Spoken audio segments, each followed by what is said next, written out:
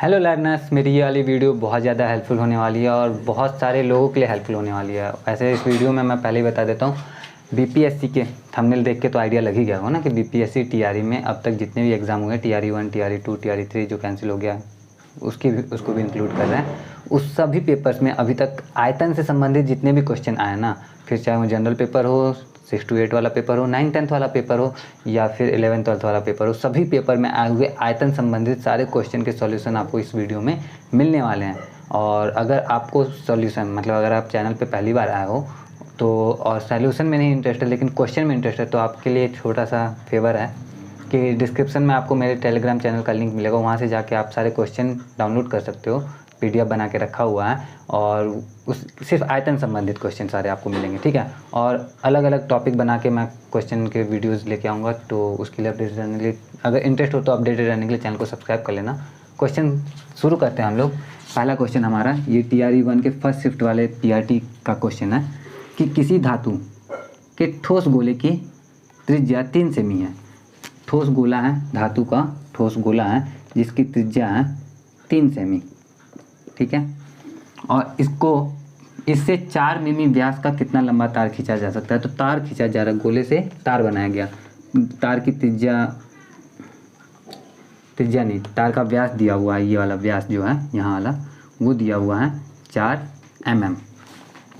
अब ये mm में होने की वजह से, सिर्फ ये जो mm में है ना, इसकी वजह से ये क्वेश्चन डिफ़िकल्ट हो जाता है। बहुत सारे लोग को आता है, जिनको आता है उनके लिए तो ठीक है, जिनको नहीं आता उनको नहीं समझ में आता कि mm को सेंटीमीटर में या सेंटीमीटर को मिलीमीटर में कैसे चेंज करें। तो आपने स्केल तो देखा होगा ना, स्केल जो रहता है हमारा,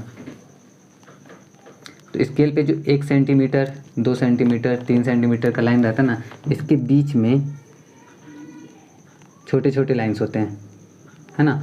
तो जब हम ज़ीरो, या जैसे मान लो ये 0 है तो 0.1, 0.2, 0.3, 0.4 और ये बड़ा वाला 0.5, फिर 0.6, 0.7, 0.8, 0.9 और ये 0.10। तो 0.10 तो होता नहीं, पता ही ना, 0.10 बोलते हैं उसको हम लोग, तो 1, ये 0.1 ही हो जाता है। तो ये 10 ना लिख के इसको हम 1 लिखते हैं डायरेक्ट, और वैसे भी इसको 10 पढ़ते नहीं हम लोग, तो ये 1 हो जाता है हमारा। तो ये जो 0.1, 0.2, 0.3 है ना, यही हमारा मिलीमीटर है, mm है, ठीक है। तो इस हिसाब से सेंटीमीटर, जो 1 सेंटीमीटर है हमारा डिस्टेंस, उसमें 10 mm होते हैं। 10 मिलीमीटर, 1 सेंटीमीटर में 10 मिलीमीटर होते हैं। तो 3 सेंटीमीटर का हम क्या मिलीमीटर में अगर चेंज करेंगे तो 30 मिलीमीटर हो जाएगा। या फिर 4 मिलीमीटर को ही अगर हम सेंटीमीटर में चेंज करेंगे तो 4/10 सेंटीमीटर हो जाएगा। तो इसी को हमने क्या किया, सेंटीमीटर में चेंज कर लिया, सेंटीमीटर में चेंज कर लिया है। बाकी आगे देखते हैं, करते हैं सॉल्यूशन में क्या क्या आता है हमारा, मिटाते हैं, समझते हैं। अब इस तार की बात करते हैं। जैसे गोले का त्रिज्या तो हमें 3 सेंटीमीटर मिल चुका है ना, तो जब भी गोले को पिघला के हम तार बना रहे हैं तो जाहिर सी बात है, पीट के तो बना नहीं सकते ना, पिघला के ही बनाना होगा। तो हमारा आयतन आ जाएगा, जाहिर सी बात है, आयतन संबंधित क्वेश्चन कर रहे हैं तो आयतन ही आएगा। तो गोले का आयतन होता है 4/3 पाई r³ r³ यानी 3 का क्यूब। 3 सेंटीमीटर में ही है तो 3/3 लिख देते हैं हम यहाँ पे। 1 3 से 1 3 कट जाएगा हमारा, तो जो बचा उसको रहने देते हैं। 4π3 × 3। इसको काट गुना इसलिए नहीं कर रहे हैं, काट इसलिए नहीं, क्योंकि आगे हमारा इसका जो प्रोसीजर है इसमें ये अपने आप कैंसिल होगा, कटेगा। अब इसकी ये किस आकार का है, तार किस आकृति की होती है। तो तार जो होता है वो सिलेंडर होता है हमारा, बेलन होता है। और तार भी जब बन रहा है तो गोले को पिघला के बन रहा है, तो बेलन का आयतन क्या होता है, तो बेलन का आयतन होता है πr²h। तो h हमें मालूम नहीं है, h ही हमें क्या करना है, पता करना है। पाई तो इधर दिया, पाई इधर दिया, तो पाई से पाई को कैंसिल कर दिया। r हमें मालूम है, इधर 4 × 3 रहने देते हैं। और इधर r हमें कितना मालूम है, ये 4/10 सेंटीमीटर जो है व्यास था, क्योंकि यहाँ पे लिखा है 4 मिमी व्यास है। तो त्रिज्या कितना होगा, तो व्यास का आधा होता है, यानी 2/10 यानी कि 1/5। तो 1/5 × 1/5 ये हो गया h हमारा। 1/5 हमारा आया था त्रिज्या, तो 1/5 × 1/5 हमने लिखा, क्योंकि r² है गुना h। तो इतना आया हमारा कैलकुलेशन। अब h पता करना है अगर हमें, तो क्या करेंगे, 5 × 5 जो है इधर आके गुना हो जाएगा, तो 5 × 5 = 25, और इधर आके जब गुना हो जाएगा तो 25 × 4 = 100 और 3 × 3 = 9, तो 9 × 100 h बराबर आ गया हमारा 900।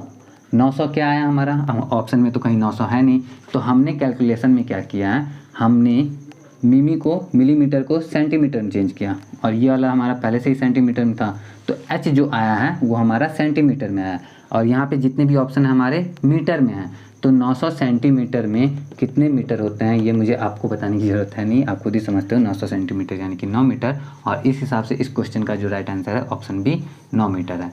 उम्मीद करता हूँ आपको समझ में आया होगा। अगर ये वाला समझ में आ गया तो बाकी सारे इसके कंपैरिजन में ईजी ही हैं, तो सब आसानी से समझ में आ जाएगा।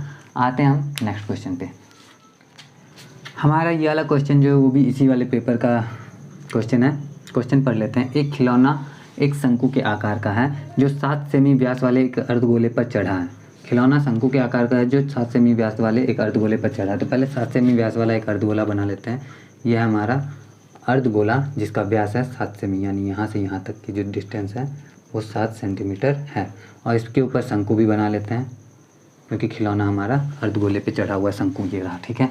खिलौने की कुल ऊंचाई 14.5 सेंटीमीटर, यानी कि यहाँ से यहाँ तक की जो ऊंचाई है वो है 14.5 सेंटीमीटर। लिख लेते हैं हम लोग। ये हो गई हमारी कुल ऊंचाई इसकी। तो खिलौने का आयतन हमसे पूछा जाए तो खिलौने के आयतन की जब बात करें तो आयतन में हम क्या करेंगे, ये जो अर्धगोले का आयतन है ये, और ये जो शंकु है ये, दोनों के आयतन को जोड़ देंगे, हमारा काम हो जाएगा। अर्धगोले का आयतन करने के लिए हमें क्या चाहिए, गोले का आयतन के लिए हमें बस आर पता होना चाहिए। आर पता रहेगा तो गोले का आयतन मिल जाएगा हमें। और हम जानते हैं कि चूँकि ये जो शंकु है हमारा, शंकु का आर और गोले का आर दोनों सेम ही रहेगा, क्योंकि ये दोनों का देख रहे हो ना, दोनों उसी के ऊपर रखा हुआ है। तो शंकु के बेस का जो हमारा त्रिज्या होगा, शंकु के आधार की त्रिज्या वो गोले की त्रिज्या के बराबर होगी। और गोले का व्यास है 7 सेंटीमीटर, तो त्रिज्या कितनी हो जाएगी, 7/2 सेंटीमीटर। तो गोले की त्रिज्या ये रही हमारी। अब गोले का, अब चूंकि आधा गोला है तो अर्धगोले का आयतन होता है 2/3 पाई आर क्यूब। तो इससे हमारा अर्धगोले का आयतन निकल जाएगा। इसी में हम क्या करेंगे, शंकु का आयतन जोड़ देंगे, शंकु का वॉल्यूम ऐड कर देंगे। अब शंकु का वॉल्यूम निकालने के लिए शंकु का हमें इधर आर तो हमें शंकु का भी मालूम है 7/2 सेंटीमीटर। इसको 3.5 भी लिखा जा सकता था, लेकिन 7/2 क्यों, क्योंकि कैंसिल करने में हमारे लिए ईजी हो जाएगा थोड़ा सा। तो 7/2 सेंटीमीटर शंकु का आर है। शंकु की ऊंचाई क्या है, शंकु का हाइट क्या है, चलो देखते हैं। यहाँ से यहाँ तक 14.5 सेंटीमीटर है, और यहाँ से यहाँ तक कितना है, क्योंकि यहाँ से यहाँ तक तो गोले की त्रिज्या होगी, है ना। ये गोला है तो गोले की यहाँ से यहाँ तक की दूरी और यहाँ से यहाँ तक की दूरी तो बराबर होती है। तो ये 3.5 सेंटीमीटर, यहाँ से यहाँ तक 3.5 सेंटीमीटर होगा। तो बचा कितना, यहाँ से यहाँ तक। तो 14.5 में से हम 3.5 को माइनस कर देंगे और हमें मिलेगा 11 सेंटीमीटर। यानी कि ये जो शंकु का आकृति है, ये जो है ऊंचाई उसका 11 सेंटीमीटर है। तो अब हमें शंकु का आर मालूम है, शंकु का एच मालूम है, तो शंकु का हम वॉल्यूम निकालेंगे। शंकु का वॉल्यूम हो जाएगा, कोन का जो वॉल्यूम ऑफ कोन होता है वो होता है 1/3 पाई आर स्क्वायर एच। चलो कैलकुलेट करते हैं। पाई दोनों का कॉमन ही है, आर भी दोनों का कॉमन ही है, तो दोनों को एक साथ ऐड कर लेते हैं। यहाँ पे इसको हटाते हैं, इन दोनों को जोड़ के ही बताना हमें। दोनों में 1/3 कॉमन ही मिल रहा है, 1/3 को बाहर ले लिया। दोनों में पाई कॉमन मिल रहा है, पाई को भी बाहर ही ले लिया। आर स्क्वायर दोनों में कॉमन है, आर स्क्वायर को बाहर ले लिया। अंदर क्या बचा, तो पाई आर स्क्वायर, यहाँ बचा 2r, ठीक, प्लस इधर क्या बचा h, 1/3 तो निकल गया, पाई निकल गया, आर स्क्वायर, तो h बचा इधर। अब बस रखो, आंसर आएगा 1/3 गुणे पाई की जगह 22/7, आर स्क्वायर यानी कि 7/2 का स्क्वायर, 7/2 गुणे 7/2, 2r यानी कि r का 2 गुना, ये तो 7 ही हो जाएगा। और h कितना है हमारा, h 11, वो तो लिख ही लेंगे हम। अब इसको सॉल्व करेंगे, हमारा आंसर आ जाएगा। चलो सॉल्व करते हैं।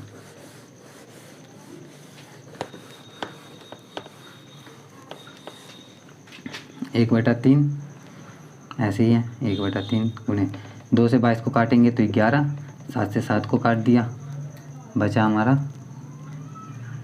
11 7 77 और नीचे 2, और इधर 11 7 18, 3 से 18 को काटा 6 बार में कट गया, 2 से 6 को काटा 3 बार में कट गया, बचा हमारा 77 गुना 3, 7 × 21 के 1 हासिल 2, 7 × 21 2 23, 231 सेंटीमीटर क्यूब। सेंटीमीटर क्यूब क्यों? क्योंकि वॉल्यूम जो होता है, आयतन जो होता है वो घन सेंटीमीटर में, सब कुछ सेंटीमीटर में था तो घन सेंटीमीटर में, सब कुछ मीटर में होता है तो घन मीटर में, तो मीटर क्यूब हो जाता है। लेकिन यहाँ पे 231 सेंटीमीटर क्यूब जो है हमारा ऑप्शन ए में है, तो इस क्वेश्चन का जो राइट आंसर होगा ऑप्शन ए हो जाएगा। उम्मीद करता हूँ ये भी आपको अच्छे से समझ में आया होगा। अगर समझ में आया हो, अच्छा लग रहा हो तो कमेंट करके बताना ज़रूर। हम आते हैं नेक्स्ट क्वेश्चन पे। क्वेश्चन तो ये भी TRE 1 का ही है, लेकिन सेकंड शिफ्ट में आए हुए पेपर का क्वेश्चन है। तांबे के एक गोले का व्यास 6 सेंटीमीटर है, गोले को पिघलाकर 36 सेमी लंबा तार बनाया जाता है, तो तार की त्रिज्या क्या है? इस क्वेश्चन में थोड़ा डिटेलिंग में लिखा हुआ था, शॉर्ट करके मैंने इसको ऐसे लिख दिया है। और भी कुछ लिखने में टाइम लगता है ना, पता है ना, बोर्ड छोटा सा है मेरा, तो उस हिसाब से लैंग्वेज थोड़ा सा चेंज नहीं किया है। मतलब क्वेश्चन में जैसा था, जो मीनिंग निकलता है वही लिखा है एकदम सही सही, कि एक गोले का व्यास 6 सेंटीमीटर है और उस गोले को पिघला के 36 सेमी लंबा तार बनाया गया है, तो तार जो बनाया गया है तार बेलन के आकार का बनेगा, ये बात बस आपको ध्यान में रखना है। बाकी आप क्वेश्चन समझते हैं कैसे सॉल्व होगा, सिंपल है।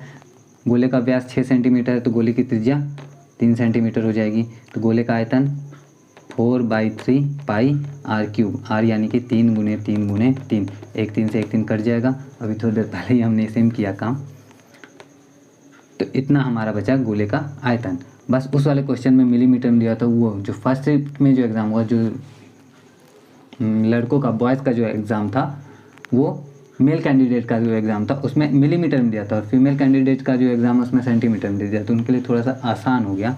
बाकी चलो कोई बात नहीं, जिनको आता है उनके लिए तो सब कुछ आसान है। अब 36 सेंटीमीटर लंबा तार बनाया गया, तो एच तो इसका मालूम है हमें, आर मालूम नहीं है, एच है 36 सेंटीमीटर। आयतन इसका होता है पाई r² h, यानी पाई से पाई तो कैंसिल करते हैं पहले, और इसका जो r है वो हमें पता नहीं है, h मालूम है, h है 36, तो 36 को यहाँ पे लिख देते हैं।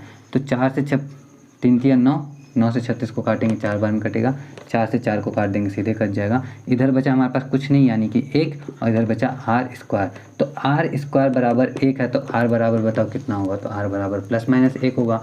तो तार की जो त्रिज्या आनी चाहिए थी वो 1 सेंटीमीटर आनी चाहिए थी, क्योंकि माइनस में तो तार की त्रिज्या हो नहीं सकती कभी, तो 1 सेंटीमीटर आनी चाहिए थी।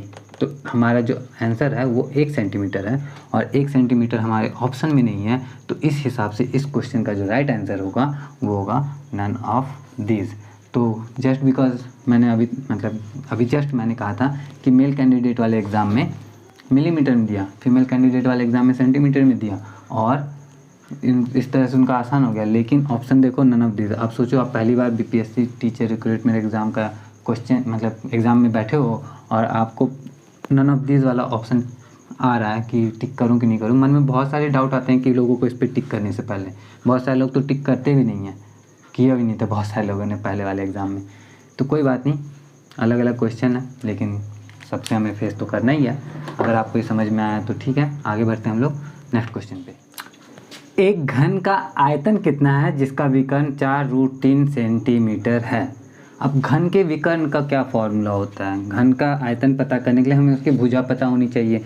मान लेते हैं इस घन की जो भुजा है वो x सेंटीमीटर है, तो x सेंटीमीटर भुजा वाले घन का, घन जानते हो ना, जैसे ये वर्ग है हमारा, ये है वर्ग, तो वर्ग का जो विकर्ण हम पता करते हैं, तो वर्ग का विकर्ण पता करने के लिए हमारे पास फॉर्मूला होता है √,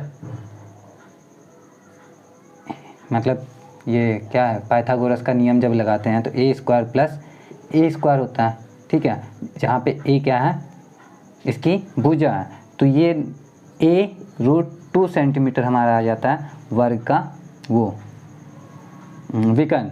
लेकिन यहाँ पे घन के विकर्ण की जब बात होती है ना, तो घन का विकर्ण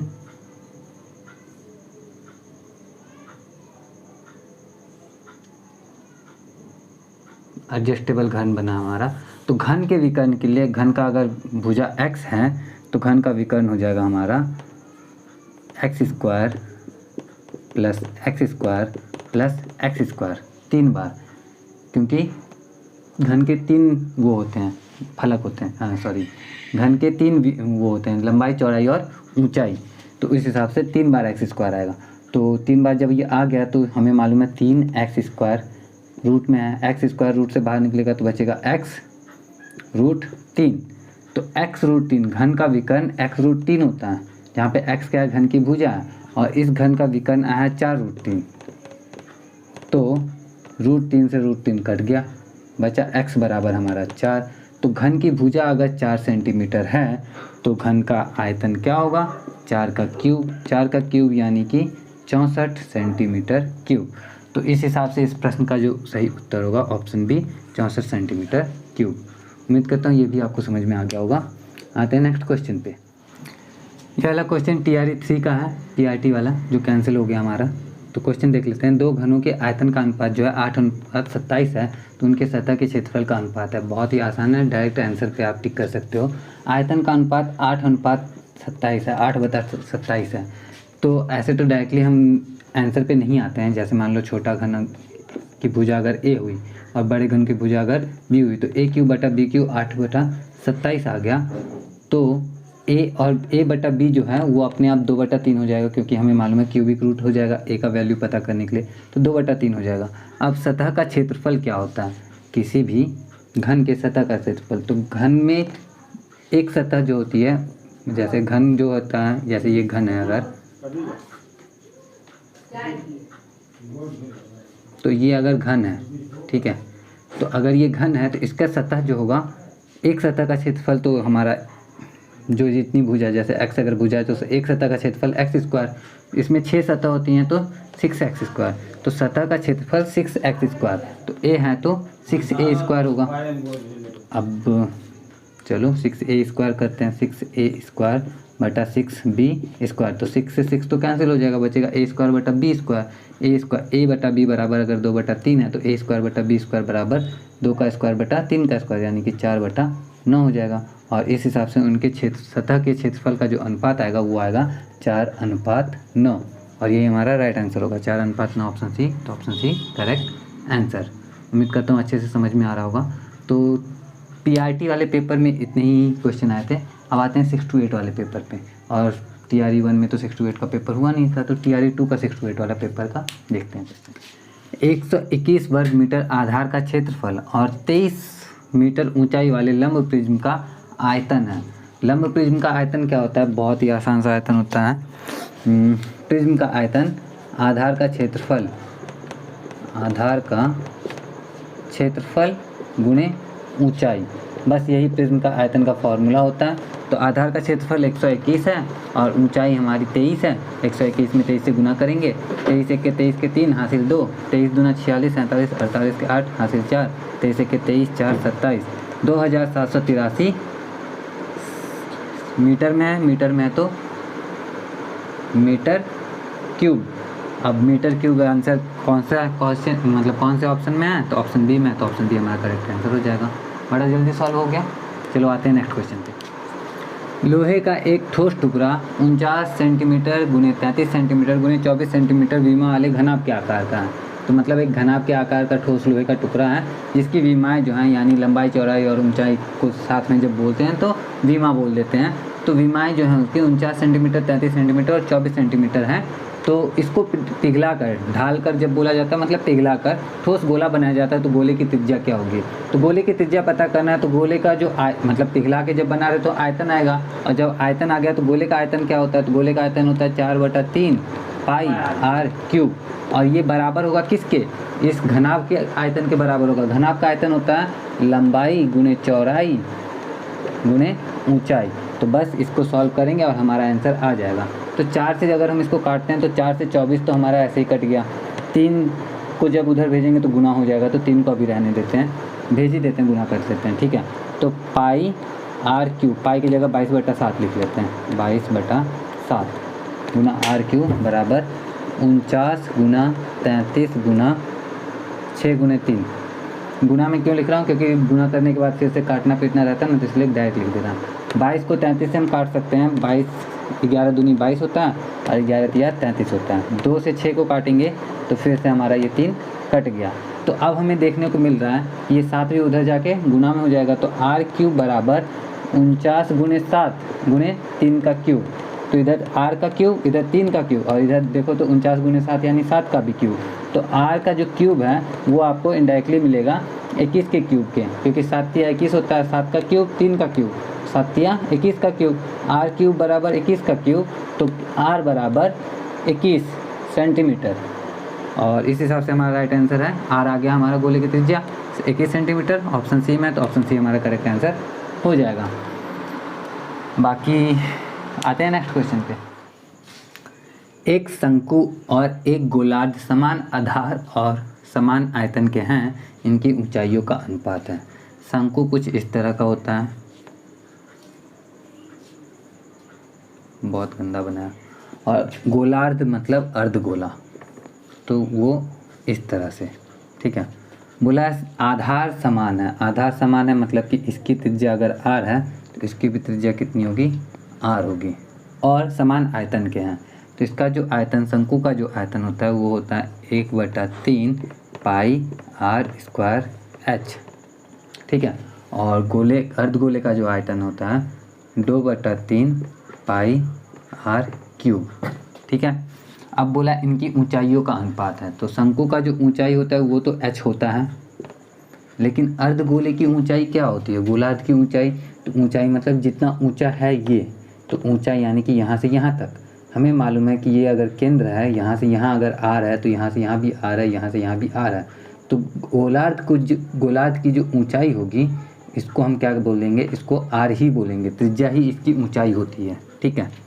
अब आते हैं इनकी ऊंचाइयों का अनुपात पता करना है, तो हमको मालूम है कि ये जो दोनों है, ये दोनों क्या है, आपस में बराबर है, क्योंकि बोला गया है आयतन समान है तो बराबर है। नीचे 3 था, 3 से 3 को काट दिया, पाई से पाई को काट दिया, इधर r क्यू लिखा है, इधर r स्क्वायर लिखा है, हमें मालूम है दोनों का r भी बराबर ही है, तो इस r से इस r को बिल्कुल काटा जा सकता है, तो r स्क्वायर पूरा हट गया, यहाँ बचा सिर्फ r। तो अब दिख रहा है h बराबर 2r, h बराबर 2r। हमें मालूम है इसकी अर्धगोले की जो r है और h है दोनों बराबर है, तो इसकी ऊंचाई को हम r कह सकते हैं, तो इसको h2 अगर हम लिख लें, क्योंकि ऊंचाई तो दोनों की अलग अलग है ना, तो इसको h तो लिख नहीं सकते, तो h2 लिख सकते हैं।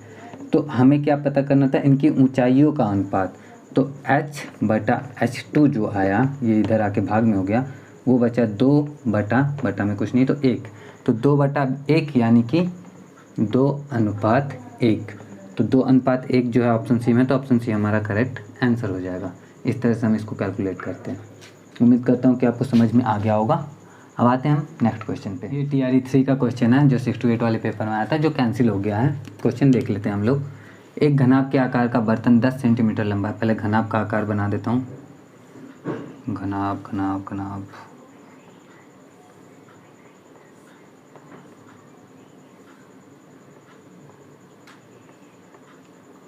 तो ये घनाभ के आकार का हमारा बर्तन है। अब ये जो है ना 10 सेंटीमीटर लंबा है, तो इसकी लंबाई पहले बना देते हैं 10 सेंटीमीटर, और चौड़ाई जो है 8 सेंटीमीटर है, तो 8 सेंटीमीटर इधर बना देते हैं। ये चौड़ाई उसकी 8 सेंटीमीटर, दूसरे एंगल से देख रहे हैं हम लोग। और ऊंचाई की बात कर रहे हैं, ये जो ऊंचाई है इसकी, ये हमें मालूम नहीं है, तो ऊंचाई x सेंटीमीटर रख लेते हैं, ठीक है। अब इसमें जो पानी रखना है, पानी या कोई भी द्रव रखना है, लिखा गया है कि 480 घन सेमी द्रव को रखने के लिए इसके कितना ऊंचा होना चाहिए, तो x सेंटीमीटर ही हमसे पूछा कितना ऊंचा होना चाहिए, तो x सेंटीमीटर हमसे पूछा जा रहा है। अब पानी इसमें रख रहे हैं हम लोग, तो पानी किसी भी बर्तन में जब रखते हैं तो वो जितना उसका जगह रहता है पूरा जगह घेरता है, ऑक्यूपाई कर लेता है पूरा वो। तो जब वो पूरे स्पेस को ऑक्यूपाई कर लेता है, तो वो जितना स्पेस ऑक्यूपाई करता है ना, उसको जितना जगह वो घेर के रखता है उसको ही आयतन कहते हैं हम लोग। और घनाभ का जो आयतन होता है, घनाभ का आयतन होता है लंबाई गुने चौड़ाई गुने ऊंचाई। तो लंबाई इसकी 10 सेंटीमीटर है, चौड़ाई इसकी 8 सेंटीमीटर है, ऊंचाई मालूम नहीं है तो अच्छा है। और ये तीनों का गुना करने पे 480 आएगा, क्योंकि जितना जगह है उतना ही तो पानी रखेंगे ना, और इतना पानी रखने के लिए उतना जगह बनाना है, और जगह पता करने के लिए इसको 4 से 80 के बराबर करेंगे। इतना जगह तो हमको चाहिए ही चाहिए, इतना जगह चाहिए तो इसको इसके बराबर कर दिया। अब h जितना आएगा वो हम कैलकुलेट कर लेंगे, तो 10 8 80 होता है। ऐसे काटना क्या है, 0 से 0 को काटेंगे, 8 से 48 को काटेंगे तो 6 बार में कट जाएगा, और h बराबर हमारा 6 सेंटीमीटर आंसर आ जाएगा। तो 6 सेंटीमीटर ऑप्शन बी में, तो ऑप्शन बी हमारा करेक्ट आंसर हो जाएगा। यही आसान सा क्वेश्चन था हमारा, उम्मीद करता हूँ समझ में आ गया होगा। आते हैं नेक्स्ट क्वेश्चन पे। इस वाले क्वेश्चन को अगर आयतन वाले टॉपिक में नहीं ऐड करता तो भी कोई फ़र्क नहीं पड़ता, लेकिन आयतन का क्वेश्चन था, आयतन में ऐड कर दिया, तो अब देख ही लेते हैं क्यों इसको आयतन में ऐड किया। तो एक तेल की टंकी 2/5 भाग भरी है। यदि 32 लीटर तेल डालने के बाद यह टंकी 6/7 भाग भर जाती है तो टंकी की क्षमता क्या है। अब जब भी टंकी की क्षमता की बात हो रही है तो वो लीटर में जब दिया है तो जाहिर सी बात है आयतन ही होगा ना। तो देखो समझो, पहले टंकी जो था 2/5 भाग भरा हुआ था और अब जो टंकी है वो 6/7 भाग भरा हुआ है। तो जाहिर सी बात है अब ज़्यादा भरा हुआ। कैसे कह सकते हैं कि अब ज़्यादा भरा हुआ? क्योंकि 32 लीटर तेल डालने के बाद 6/7 भाग भरा हुआ। तो 6/7 जो है 2/5 से ज़्यादा है। तो 6/7 में से अगर 2/5 माइनस करते हैं हम लोग तो 32 आना चाहिए। क्यों 32 आना चाहिए? क्योंकि 32 लीटर डालने, ये इससे 32 लीटर ही ज़्यादा है ना, इसलिए। तो 6/7 में से 2/5 माइनस करते हैं तो 32 आता है। चलो करके देखते हैं। 5 चलो करते हैं। वैसे यहाँ पे बराबर लिख दिया, ये साइन होना चाहिए था, लेकिन कैलकुलेट कर रहे हैं ना तो हम इस तरह से लिख के चलते हो करते हैं। 6×5 30, 7 दूनी 14 बटा 35, 32 लीटर। 14 में से 30 में से 14 गया 16/35, 32 लीटर। अब हम जान रहे हैं कि किसी का मतलब टंकी की जो क्षमता है, क्षमता का 16/35 जो है वो 32 लीटर के बराबर है। तो 16 से 32 को काट देते 2, तो 1/35 जो है वो 2 लीटर के बराबर है। अब 1/35 2 लीटर के बराबर है, तो एक जो है वो कितने लीटर के बराबर है? तो 2 × 35 यानी कि 70 लीटर के बराबर है। अब जैसे 6/7 भाग था, वैसे एक भाग यानी कि अपने आप में पूरा होता है। अगर मैं बोलूँ कि टंकी की जैसे 70 लीटर हमारा आंसर आ गया ना ऑप्शन ए पे, 70 का 6/7 बोलेंगे तो उसको 6/7 बोलेंगे, लेकिन 70 का जब 1 बोलेंगे, 70 का 1, तो 1 मतलब तो 70 पूरा हो गया ना, यानी कि एक भाग का मतलब पूरा अपने आप में ही होता है। तो एक भाग जो है 70 लीटर के बराबर आ गया है, तो 70 लीटर हमारा करेक्ट आंसर हो जाएगा। उम्मीद करता हूँ समझने में किसी तरह की परेशानी नहीं हो रही होगी। बाकी आते हैं नेक्स्ट क्वेश्चन पे। सबसे पहले तो मैं यहाँ पे एक स्क्रीनशॉट लगा देता हूँ, जिसे देख के आपको पता चल जाएगा कि मुझे ये वाला क्वेश्चन किस तरह से मिला था। इस स्क्रीनशॉट आप लोग ले लेना, उसके बाद आराम से मिलाते रहना। मैं बताता हूँ प्रॉब्लम क्या है। प्रॉब्लम ये है कि एक गोले का आयतन एक शंकु के आयतन के बराबर है, जिसके आधार की त्रिज्या 6 सेंटीमीटर है। क्वेश्चन जो स्क्रीनशॉट मैंने लगा उसमें आधार की त्रिज्या 6 सेंटीमीटर नहीं दिया हुआ है, बस आधार 6 सेंटीमीटर दिया हुआ है और ऊंचाई 24 सेंटीमीटर दिया हुआ है। तो जब हम एक शंकु के आधार की बात करते हैं तो आधार 6 सेंटीमीटर अगर दिया हुआ है तो आधार में दो चीज़ें होती हैं, या तो त्रिज्या या तो व्यास। तो अगर शंकु का व्यास 6 सेंटीमीटर है तो त्रिज्या कितना होगा? 3 सेंटीमीटर हो जाएगा। और अगर शंकु का बाकी ऊंचाई तो इसका 24 सेंटीमीटर दिया हुआ ही है, तो वो हमें मालूम है। तो क्वेश्चन में आधार की त्रिज्या 6 सेंटीमीटर नहीं दिया हुआ था, सिर्फ आधार 6 सेंटीमीटर ऊंचाई 24 सेंटीमीटर दिया होता, और इसी के बेस पे हमें बताना है कि गोले का आयतन इसके आयतन के बराबर है, तो गोले की त्रिज्या क्या है ये हमें बताना है। तो मैंने यहाँ पे आधार की त्रिज्या कर दिया, क्योंकि कैलकुलेट करते समय त्रिज्या वो रखने पर ईजी आ रहा था। बाकी कुछ भी अगर त्रिज्या भी मानते तो भी और व्यास भी मानते हैं तो भी, दोनों कंडीशन में यहाँ पे आंसर हमारा एक जैसा ही आने वाला है। कैसे एक जैसा आने वाला है समझाता हूँ, देखो ध्यान से समझना, ठीक है। तो क्वेश्चन है कि अगर पहले हम त्रिज्या लिखा है तो त्रिज्या के हिसाब से कैलकुलेट करते हैं। तो आर हमने मान लिया 6 सेंटीमीटर, ठीक है, और एस तो 24 सेंटीमीटर है ही। तो शंकु का आयतन क्या हो जाएगा? शंकु का आयतन हो जाएगा 1/3 पाई आर स्क्वायर एच। आर यानी कि 6, तो 6 2 बार लिख देते हैं, 6 × 6, और एच यानी कि 24, इसको भी एक बार लिख दिया। अब ये जो आयतन हमने शंकु का लिखा है ये बराबर है किसके? गोले के आयतन के। गोला का आयतन क्या होता है? 4/3 पाई आर क्यूब, ठीक है।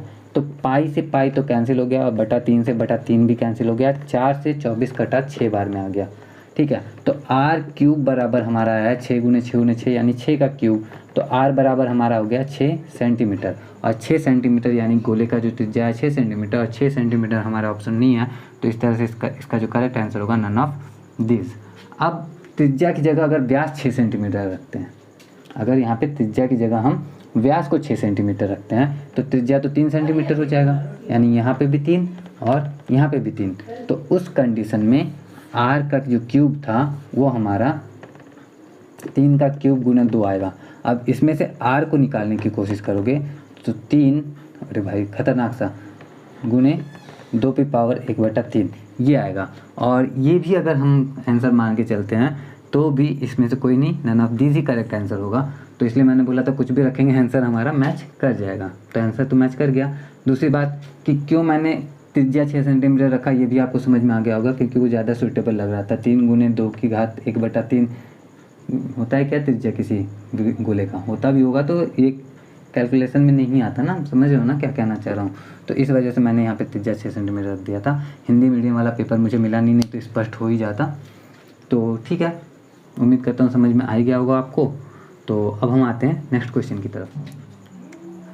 2 64 घन सेमी आयतन वाले घनों को मिलाकर बनाए गए घनाभ का पृष्ठीय क्षेत्रफल क्या है, ये हमसे पूछा जा रहा है। चलो समझते हैं क्वेश्चन क्या है। पहले घन की बात करते हैं। तो घन, ये घन है हमारा, उम्मीद करता हूँ कि प्रॉपर घन लग रहा होगा आपको। तो ये घन है जिसका आयतन है 64 सेंटीमीटर क्यूब, और इसी साइज़ का एक और घन है। और जब इसी साइज़ का है तो जाहिर सी बात है कि इसका भी जो आयतन है वो क्या है, वो भी 64 सेंटीमीटर क्यूब है। तो 64 सेंटीमीटर क्यूब और 64 सेंटीमीटर क्यूब दो अलग अलग घन है। इनको क्या किया गया, दोनों को मिला दिया गया और मिला के घनाभ बना दिया गया। तो घनाभ ऐसा बन गया हमारा कि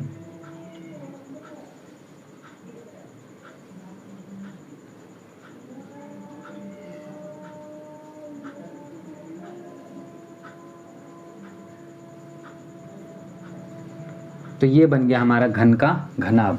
अब पहले तो इसकी, जब 64 सेंटीमीटर क्यूब इसका आयतन है तो इसकी भुजा क्या रही होगी। हम जानते हैं घन का जो आयतन होता है, आयतन की घात अगर 1/3 कर देते हैं तो भुजा आ जाता है। 64 का पावर 1/3 कितना होगा, 4 होगा। 64 का घनमूल 4 होगा, क्योंकि मतलब जान रहे हो ना यार, घन का आयतन क्या होता है, एक्स क्यूब, जहाँ पे एक्स क्या भुजा है। हमें मालूम है 4 का क्यूब जो होता है वो 64 होता है, तो एक्स बराबर कितना होगा, 4। यानी कि इसकी जो भुजा थी वो 4 सेंटीमीटर की थी। तो जब 4 सेंटीमीटर की इसकी भुजा थी तो, और अब दोनों घनों को क्या किया गया है, मिला दिया गया है। तो ये जो इसकी लंबाई है वो तो हो गई है 8 सेंटीमीटर, लेकिन इसकी जो चौड़ाई है वो कितनी रहेगी, वो तो अभी भी 4 सेंटीमीटर ही रहेगी। और इसकी जो ऊंचाई या मोटाई है वो भी कितनी रहेगी, वो भी 4 सेंटीमीटर ही रहेगी। तो इस हिसाब से हमारे पास जो घनाभ बना है उस घनाभ की लंबाई है 8 सेंटीमीटर, चौड़ाई है 4 सेंटीमीटर, और ऊंचाई या मोटाई जिसको कहते हैं हम लोग, वो हो गए। ऊंचाई मोटाई अलग अलग चीज़ है, लेकिन ठीक है, काम तो हमारा ऊंचाई नहीं रहता तो मोटाई रहता है, मोटाई नहीं रहता तो ऊंचाई रहता है, तो काम चल जाता है हमारा। वो 4 सेंटीमीटर है। अब बोला है घनाभ का पृष्ठीय क्षेत्रफल है। घनाभ के पृष्ठीय क्षेत्रफल का जो फॉर्मूला होता है वो होता है 2 × LB + BH + HL। अब इस फॉर्मूले पे हम लोग इस सारे जो हमारे पास डेटा है इनको पुट करेंगे और हमारा आंसर आ जाएगा। चलो देखते हैं क्या आता है। 2 × LB यानी कि 8 × 4 32 प्लस BH यानी कि 4 × 4 16 प्लस HL यानी कि 8 चौक 32। तो 16 दूनी 32, 16 तिया 48, 16 चौक 64, 16 पचे 80। ये हो गया हमारा 2 × 80, और 2 × 80 यानी कि 160। 160 सेंटीमीटर स्क्वायर। सेंटीमीटर स्क्वायर क्यों, क्योंकि क्षेत्रफल वर्ग मीटर, वर्ग सेंटीमीटर, वर्ग डेसीमीटर, वर्ग किलोमीटर, इस तरह से होगा। सब कुछ डेटा हमारे सेंटीमीटर में था, इसलिए वर्ग सेंटीमीटर। और 160 सेंटीमीटर स्क्वायर हमारा ऑप्शन बी में है, तो ऑप्शन बी हमारा करेक्ट आंसर होगा।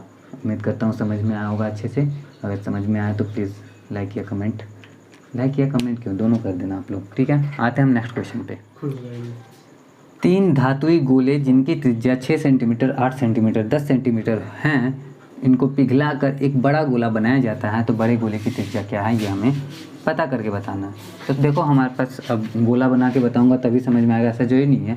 हमें मालूम है कि 3 छोटे छोटे गोले हैं जिनकी त्रिज्या 6 सेंटीमीटर, 8 सेंटीमीटर और 10 सेंटीमीटर है। तो जब तीनों को पिघलाया जा रहा है तो पिघलाने पे, जब भी पिघला के कुछ बनाते हैं ना, उसमें आयतन का कॉन्सेप्ट आ जाता है, समझ लो। क्योंकि जितना मटेरियल से वो गोला बना है वो पूरा उसका वॉल्यूम ही तो है ना। तो 6 सेंटीमीटर गोले वाले त्रिज्या वाले गोले का आयतन कितना होगा, 4/3 पाई R1 क्यूब लिख देते हैं। 6 सेंटीमीटर R1 के लिए, आया R2, ये R3। दूसरे गोले की जो त्रिज्या है वो 8 सेंटीमीटर, तो इसका आयतन होगा 4/3 पाई R2 क्यूब प्लस 4/3 पाई R3 क्यूब। ठीक है। अब हम इसको जब सेपरेट करते हैं तो 4/3 पाई R1 cube plus R2 cube plus R3 cube, और ये तीनों का जो आयतन है उसी आयतन के बराबर ना बड़े गोले की बड़े गोले, अब ये जो बड़ा गोला हम इन तीनों को मिला के, इन तीनों के मटेरियल्स को मिला के हम जो बड़ा गोला बना रहे हैं उसमें तो सारा का सारा मटेरियल यूज़ करना है। तो जब सारा मटेरियल यूज़ करना है, मुझे लग रहा है ना कि मन में हो सकता है आपके कुछ आ रहा हो, क्योंकि खुरापाती दिमाग हमारा बहुत सारा चलता है। तो हो सकता है अगर आपके मन में आ रहा हो कि जरूरी थोड़ी कि सारे मटेरियल को लेके बना रहे हो, तो मैथ में सारे मटेरियल को ही लेके बनाते हैं। अगर कोई थोड़ा सा चुरा ले रहा है तो उसकी बात मैथ में नहीं समझते, ठीक है ना। तो यहाँ पे पूरे मटेरियल से अगर बना रहे हैं हम बड़ा गोला, तो बड़े गोले का जो आयतन होगा वो होगा 4/3 पाई आर। इसका भी लिख रहे हैं तो इसको कैपिटल आर लिख देते हैं क्योंकि बड़ा है ना थोड़ा, है ना। तो आर क्यूब इसके बराबर हो, ये इसके बराबर होगा, ये बड़े गोले का आयतन, ये तीनों छोटे गोले का आयतनों का योगफल। तो तीनों में दोनों तरफ जो बराबर बराबर उसको तो पहले काट देते हैं, जैसे 4/3 पाई से पाई। अब R1 का क्यूब प्लस R2 का क्यूब प्लस R3 का क्यूब बराबर R क्यूब है। R1 का क्यूब यानी 6 का क्यूब, 6 का क्यूब कितना होता है, 6 का क्यूब होता है 6 36, 36 गुने 216, हाँ। 8 का क्यूब 64, 8 चौक 32 के 2 हासिल 3, 8 छक 48, 49 50 51 512 प्लस 10 का क्यूब तो खैर 1000 है ही, बराबर आर का क्यूब। चलो तीनों को जोड़ देते हैं, 6 2 8 2 1 3 8 2 7 और ये 1, 1738 आर का क्यूब। 1738 इन तीनों में से किसी का आंसर हो सकता है। 10 का तो नहीं हो सकता, इसको तो हटा ही देते हैं। 12 को चेक कर लेते हैं, 12 का ही होगा क्योंकि 2 का क्यूब 8 होता है। बाकी चेक भी कर लेंगे अच्छे से, क्यों चेक कर लेंगे, क्योंकि more than none of this भी ऑप्शन हो सकता है। तो चेक कर लेते हैं, 144 गुने 12, तो 12 चौक 48 के 8 हासिल 4, 12 चौक 48 4 52 के 2 हासिल 3 और 12 के 12 3 15। कुछ गड़बड़ हुआ क्या, फिर से जोड़ के देखो तो भाई इसको, 2 6 2 8, 1 1 2 होना चाहिए था यहाँ पे, और 5 2 7, एक तो ये है ही। तो यहाँ पे क्या गड़बड़ हुआ, 12 चौक 48 के 8 हासिल 4, 12 चौक 48 4 52 के 2 हासिल 5, 12 कम 12 5 17, 1728। तो इस हिसाब से देखा आपने कि थोड़ा बहुत मिस्टेक हुआ हमसे भी, लेकिन आंसर हमारा आ गया समझ में। आपको मेन तो प्रोसेस आपको समझ में आ ही गया कि इस हिसाब से जो 12 हमारा है वो ये 12 का क्यूब है और ये आर का क्यूब है, तो आर बराबर हमारा 12 सेंटीमीटर होगा। और 12 सेंटीमीटर ऑप्शन सी में, तो ऑप्शन सी हमारा करेक्ट आंसर हो जाएगा। उम्मीद करता हूँ कि समझ में आया होगा आपको अच्छे से। अब आते हैं जल्दी जल्दी नेक्स्ट क्वेश्चन पे। ये वाला क्वेश्चन मैंने लिख तो दिया, लेकिन इसका आंसर मैं नहीं बताऊंगा, आप लोग कमेंट में बताओगे। मैं थोड़ा सा हिंट कर दूंगा, पहले तो ये बता देता हूँ, ये TRE 1 का 9th वाले पेपर में आया हुआ क्वेश्चन है। अब किसी ठोस को एक आकृति से दूसरी आकृति में बदलने के दौरान ठोस का जो आयतन होता है घटेगा, बढ़ेगा या अपरिवर्तित रहेगा, या फिर कुछ दो से अधिक हो सकता है, या फिर कुछ भी नहीं इनमें से। आपका हिंट ये है सिंपल सा कि ये एक शंकु था हमारा, और शंकु को मैंने पिघला कर गोला बना दिया, तो इसका जो आयतन होगा उसके साथ क्या होगा, कमेंट करके बताना। हम आते हैं नेक्स्ट क्वेश्चन पे। एक अर्ध गोलाकार कटोरा जिसका आंतरिक व्यास 36 सेंटीमीटर है द्रव से पूरा भरा हुआ है।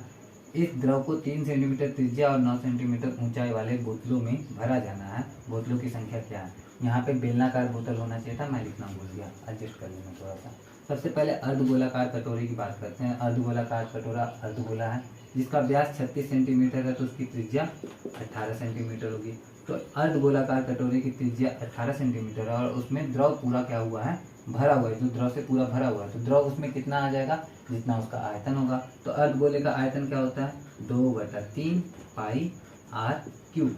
आर हमारा 18 है तो 18 का क्यूब कर लेते हैं, यानी 18 गुने 18 गुने 18।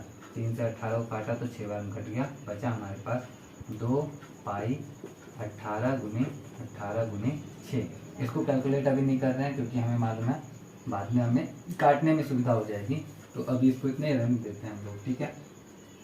अब बात करते हैं इस द्रव को, इतने सारे द्रव को, ये क्या है सेंटीमीटर क्यूब में, इतना घन सेमी द्रव को 3 सेंटीमीटर त्रिज्या और 9 सेंटीमीटर ऊंचाई वाले बेलनाकार बोतल में रखा जाना है। तो बोतल का भी आयतन पता कर लेते हैं। बोतल की त्रिज्या है हमारी 3 सेंटीमीटर और ऊंचाई है हमारा 9 सेंटीमीटर, आयतन कितना होगा, क्योंकि बेलनाकार बोतल है तो बेलन का आयतन होता है पाई आर स्क्वायर एच। पाई की जगह पाई, आर की जगह पे 3 × 3 क्योंकि आर का स्क्वायर इसलिए, और एच की जगह पे 9। तो ये बोतल का आयतन है, ये पूरे पानी का आयतन है।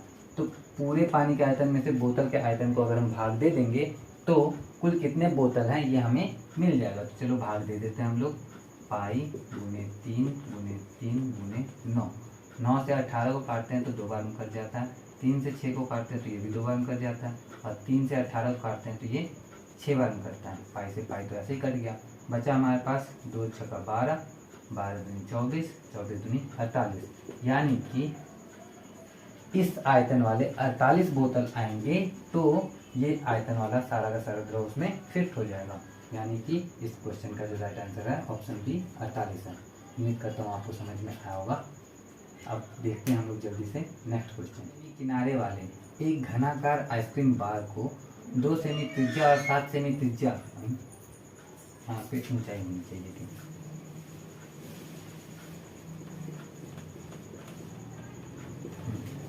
7 सेमी 2 सेमी त्रिज्या और 7 सेमी ऊंचाई वाले आइसक्रीम कोनों में को ऊपर तक भरकर कुछ बच्चों को देना है। कितने बच्चों को आईसी मिलेगा? आईसी मीन्स आइसक्रीम मिलेगा।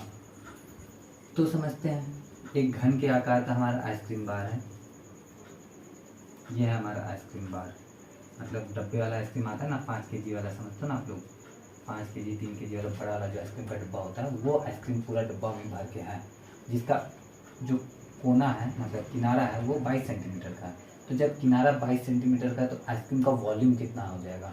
वॉल्यूम मतलब कितना आइसक्रीम इसमें है, आयतन हमसे पूछा जा रहा है, क्योंकि लीटर में तो यहाँ दिया नहीं है। वॉल्यूम कितना आएगा इसका? इसका जो वॉल्यूम आएगा वो आएगा 22 × 22 × 22।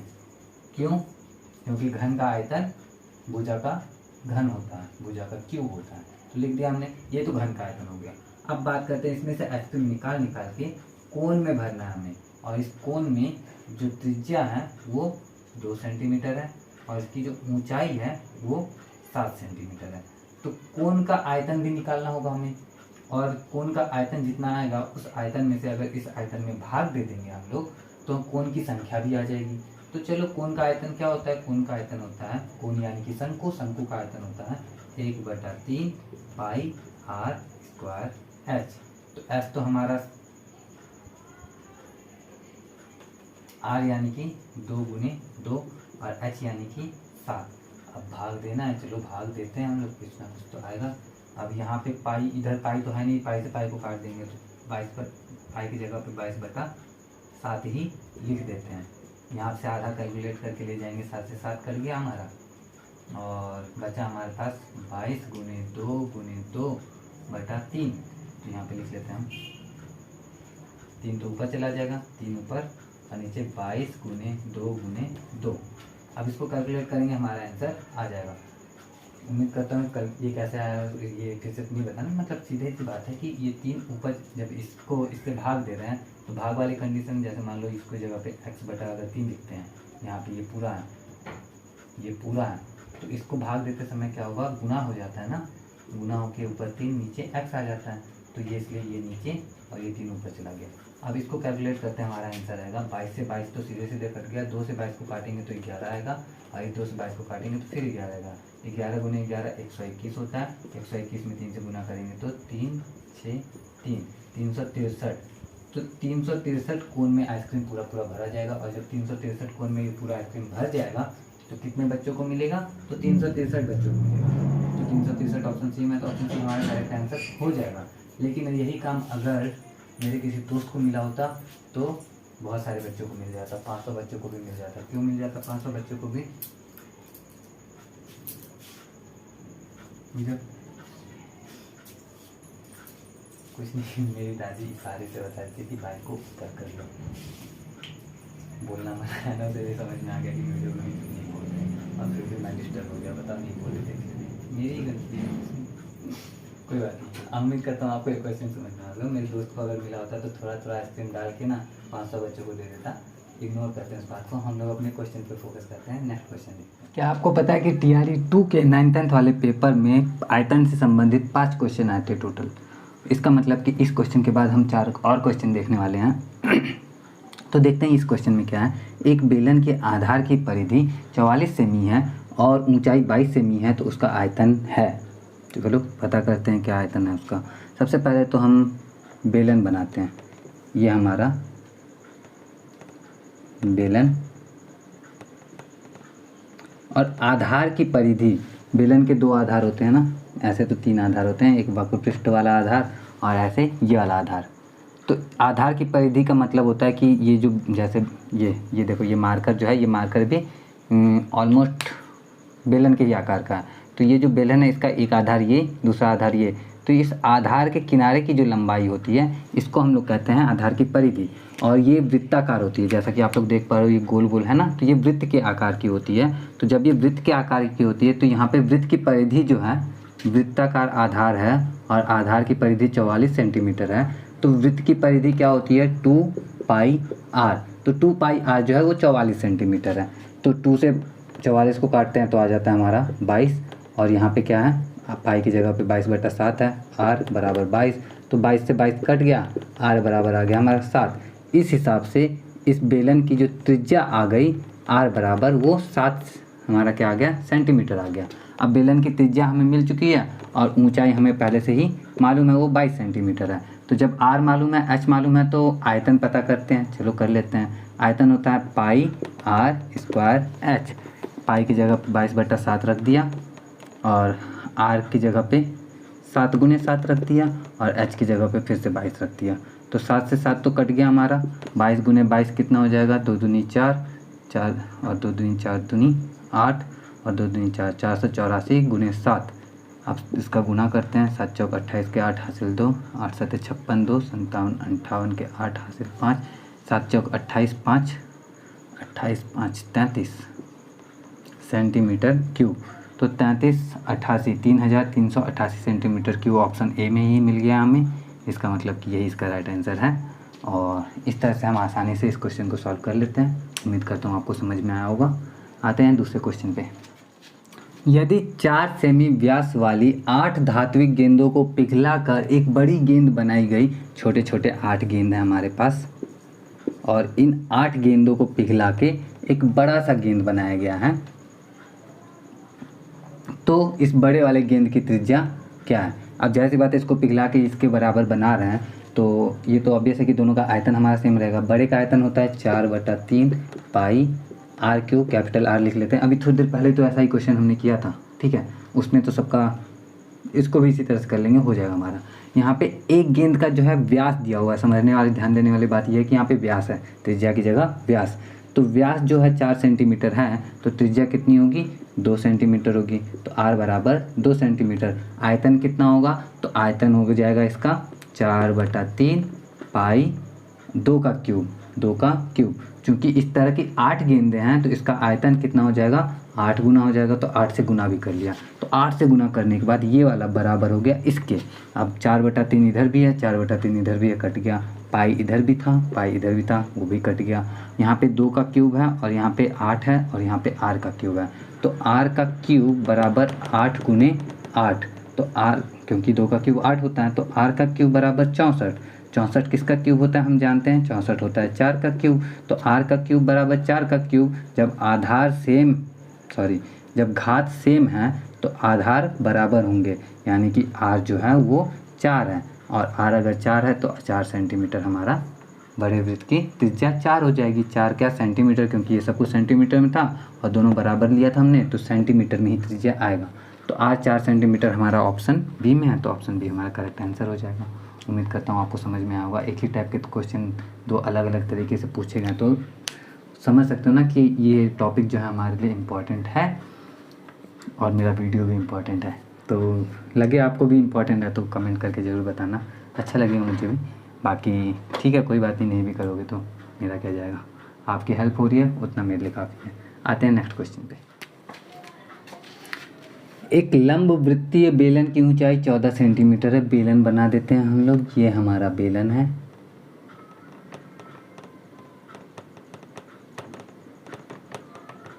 अभी थोड़ी देर पहले ही तो बना था बेलन, लेकिन फिर से बना देते हैं, समझने में दिक्कत नहीं होनी चाहिए। तो 14 सेंटीमीटर है, ऊंचाई 14 सेंटीमीटर है और इसका वक्र पृष्ठ 704 वर्ग सेमी है। वक्र पृष्ठ क्या होता है? वक्र या जैसे अभी बेलन इससे समझाया था ना, तो ये होता है बेलन का आधार। और वक्र पृष्ठ यानी ये जो वक्राकार जो पृष्ठ है ना, ये भी एक पृष्ठ है, ये भी एक पृष्ठ है, ये भी एक पृष्ठ है, लेकिन ये वाला जो है ये हमारा सपाट पृष्ठ है और ये वक्र पृष्ठ है। वक्र पृष्ठ मतलब ऐसे, जैसे मान लो ये सतह है ना, ये बोर्ड है हमारा, कर्व्ड समझते हो ना, जैसे मोबाइल में डिस्प्ले आता है हमारा, सिंपल मोबाइल रहता है और कर्व्ड डिस्प्ले थोड़ा सा ऐसे रहता है, गोल सा जो रहता है, तो ये वक्र पृष्ठ कहलाता है। वक्र पृष्ठ हम लोग कैसे कैलकुलेट करते हैं? तो वक्र पृष्ठ में पता है आपको, जैसे किनारे की लंबाई तो आती ही है, तो किनारे की लंबाई होती है 2πr, 2πr। और चूंकि हम 12 वक्र पृष्ठ यहाँ से यहाँ तक पूरा का पूरा भाग वक्राकारी है, तो इस वजह से इसमें यहाँ से यहाँ क्या होती है, बेलन की ऊंचाई होती है, तो इसमें h से मल्टीप्लाई भी कर देते हैं हम लोग। तो 2πrh जो है वो हमारा 704 है। इससे h तो हमारा दिया हुआ ही था, अब r हम पता कर लेंगे। तो चलो पता करते हैं। पहले तो 2 से 704 को काटते हैं, तो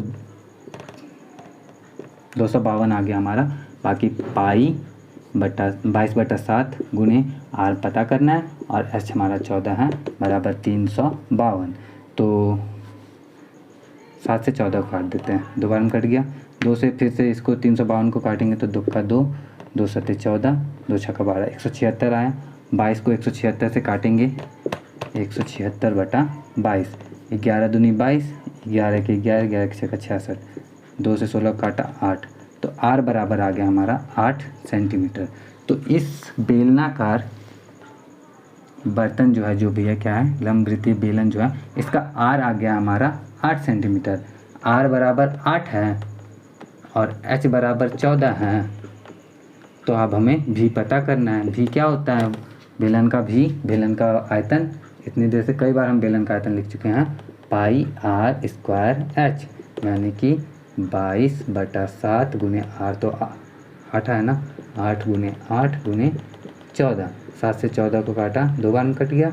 अब सबका गुना कर दो, वाह गुना करना पड़ेगा, 44 गुने 64, 4 चौक 16, 6 हासिल 1, 4 चौक 16, 6 चौक 24, 24 और 16 40, 40 1 41 के 1 हासिल 4, 6 चौक 24, 4 28, तो 2816 है क्या? 2816 हमारा ऑप्शन बी में है, सेंटीमीटर क्यूब, क्योंकि आयतन है तो सेंटीमीटर क्यूब में होगा। तो 2816 हमारा आंसर आ गया, ऑप्शन बी। उम्मीद करता हूँ आपको ये भी समझ में आया होगा। अगर समझ में आया तो प्लीज़ वीडियो को लाइक ज़रूर करना। हम लोग देखते हैं जल्दी से नेक्स्ट क्वेश्चन। यदि दो गोलों के पृष्ठ क्षेत्रफलों का अनुपात 4:25 है तो उनके आयतनों का अनुपात क्या है? देखो, गोले का जो पृष्ठ क्षेत्रफल होता है वो होता है हमारा 4πr²।